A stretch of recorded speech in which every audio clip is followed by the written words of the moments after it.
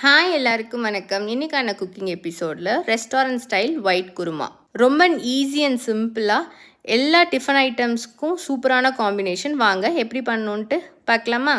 அதுக்கு ஒரு மிக்ஸி ஜாரில் நான் தேங்காவை இந்த மாதிரி அரைச்சி எடுத்துக்கிட்டேன்.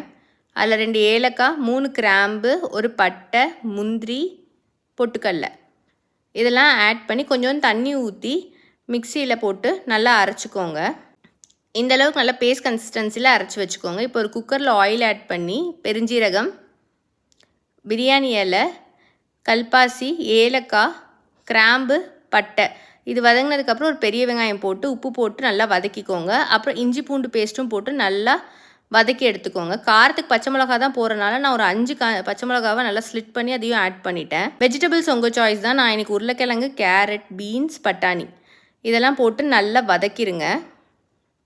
ஒரு 5 மினிட்ஸ் நல்லா வதங்கினதுக்கப்புறம் நம்ம அரைச்சி வச்சிருந்த பேஸ்ட்டும் இதில் ஆட் பண்ணிவிட்டு நல்லா வதக்கி விட்டுருங்க. மிக்ஸி ஜார்லேயும் தண்ணி ஊற்றி அலசி அதையும் ஆட் பண்ணிவிட்டேன். தேவையான அளவு தண்ணி ஊற்றி அது கொதிச்சதுக்கப்புறம் கொஞ்சோண்டு புதினா கொத்தமல்லி போட்டுக்கோங்க. இப்போ க்ளோஸ் பண்ணி ப்ரெஷர் வந்ததுக்கப்புறம் விசில் ஆட் பண்ணி மீடியம் ஃப்ளேமில் ஒரு 3 விசில்ஸ் வர வச்சு எடுத்துக்கலாம். ப்ரெஷர் ரிலீஸ் ஆனதுக்கப்புறம் ஓப்பன் பண்ணி பார்த்தீங்கன்னா நம்ம ஒயிட் குருமா ரெடி ஆகிடும். கண்டிப்பாக ட்ரை பண்ணி பாருங்கள். ட்ரை பண்ணி பார்த்துட்டு எப்படி இருக்குன்னு சொல்லி கமெண்ட் பண்ணுங்கள். இந்த மாதிரி மோர் வீடியோஸ்க்கு சப்ஸ்கிரைப் பண்ணிக்கோங்க. தேங்க்யூ, பாய்.